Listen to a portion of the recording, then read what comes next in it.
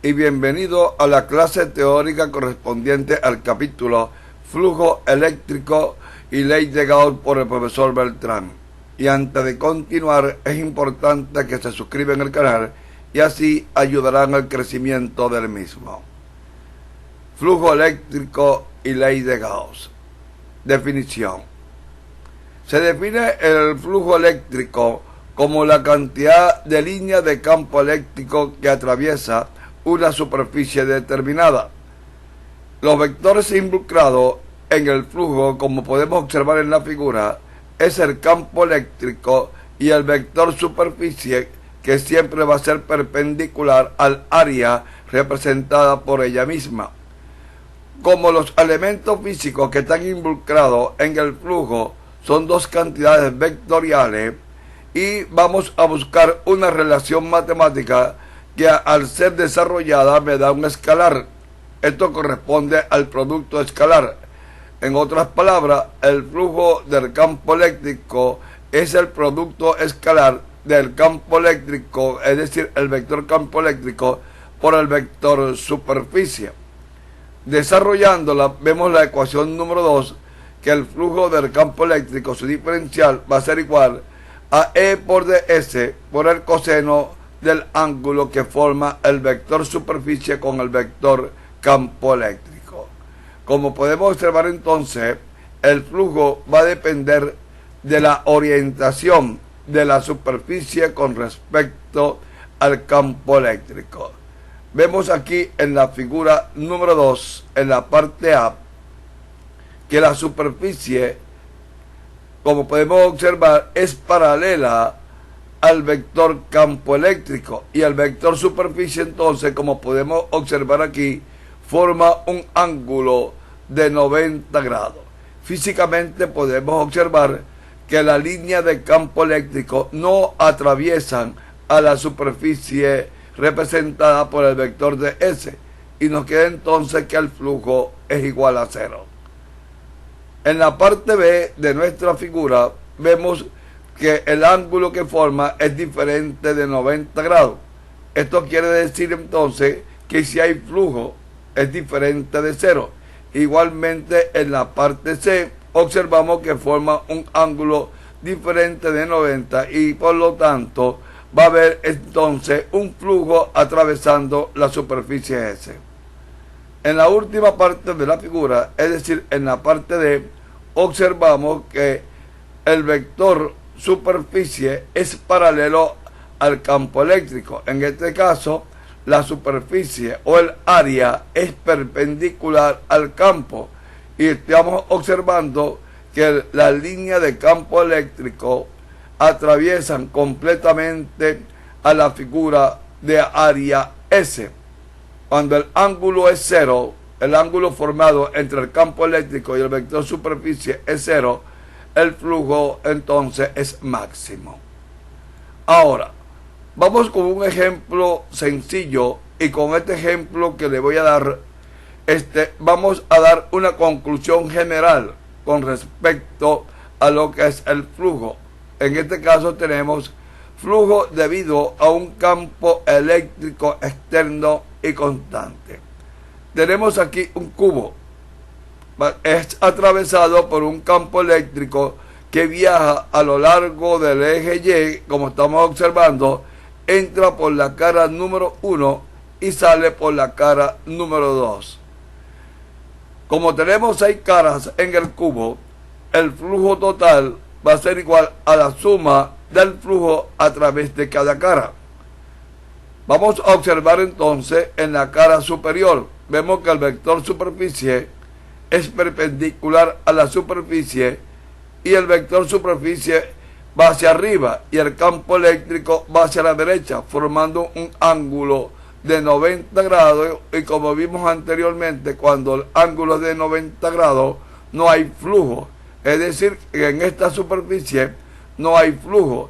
Igualmente en la superficie inferior, la que tenemos por acá, el vector superficie viene hacia abajo y tampoco debe existir flujo, porque el campo eléctrico y el vector superficie forman un ángulo de 90 grados y el coseno de 90 es 0. Igualmente le ocurre a esta superficie cuyo vector superficie viene en esta dirección y la superficie que está en el lado posterior del cubo también forma un ángulo de 90 grados con el campo eléctrico. Por lo tanto, el flujo eléctrico se reduce simplemente por donde entra el campo eléctrico y por donde sale. Por la demás cara, el flujo va a ser cero.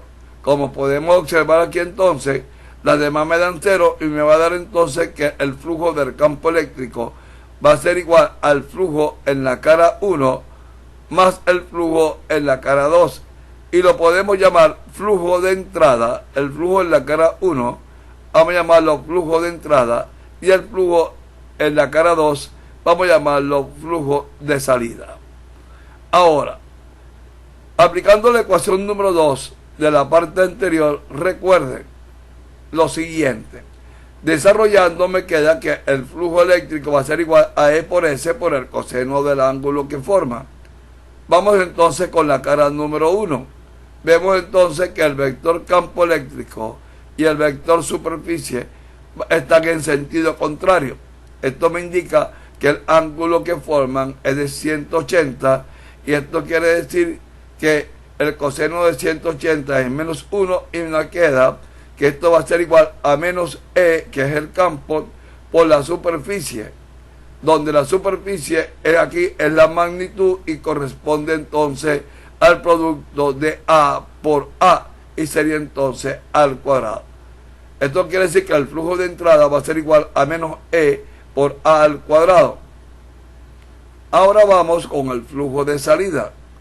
Vemos entonces que el campo eléctrico y el vector superficie van en la misma dirección. El ángulo que forman ahora aquí es de 0 grados y el coseno de 0 es 1 y me queda E por S. Nos queda entonces el campo eléctrico multiplicado por la superficie que es A por A y esto sería entonces A al cuadrado. Introduciendo los resultados anteriores en la ecuación que tenemos aquí, tenemos que el flujo eléctrico al desarrollarlo, esto me va a dar 0. Este ejemplo lo he colocado con un cubo. Podría haber sido cualquier figura. El resultado iba a ser el mismo cuando el campo eléctrico es externo y constante. Como conclusión nos dicen que el flujo eléctrico a través de un cuerpo debido a un campo eléctrico externo y constante siempre es cero independientemente de la figura que se coloca en la región donde existe el campo eléctrico. Ahora vamos a ver qué ocurre cuando el flujo es debido a un campo eléctrico interno y variable. Por ejemplo, tenemos aquí una esfera y en el centro tenemos una partícula Q. La partícula Q produce un campo eléctrico radial, como estamos observando, y este campo eléctrico se dirige en esta dirección. De acuerdo a la teoría dada anteriormente, el vector superficie siempre es perpendicular a la superficie, y como estamos observando aquí, el vector campo eléctrico y el vector superficie son paralelos. Si aplicamos la ecuación número 1, observamos, vamos entonces a desarrollar la integral. Flujo eléctrico va a ser igual a la integral cerrada del producto escalar de E por ds. Estamos colocando aquí una integral cerrada porque la superficie involucrada por donde va a pasar el campo eléctrico rodea completamente la carga que produce el campo electrostático que se encuentra en el interior. Desarrollando el producto escalar nos queda que el flujo eléctrico va a ser igual al campo eléctrico multiplicado por ds por el coseno del ángulo. Como estamos observando aquí, el campo y ds forman 0 grados y nos queda entonces que el coseno de 0 es 1 y como el campo eléctrico es el mismo a la distancia r, lo podemos sacar fuera del integrando. La integral de ds es S y nos queda que el flujo eléctrico simplemente va a ser igual a E por S. Y recordando en el capítulo de la ley de Coulomb que el campo eléctrico o su magnitud del campo eléctrico producido por una partícula de carga Q va a ser igual a K por Q entre R al cuadrado. Recordando que K es igual a 1 sobre 4pi epsilon sub 0. Si la introducimos aquí, observen, nos da la expresión número 10. Es decir, que el campo eléctrico va a ser igual a Q sobre 4pi epsilon sub 0 por R al cuadrado.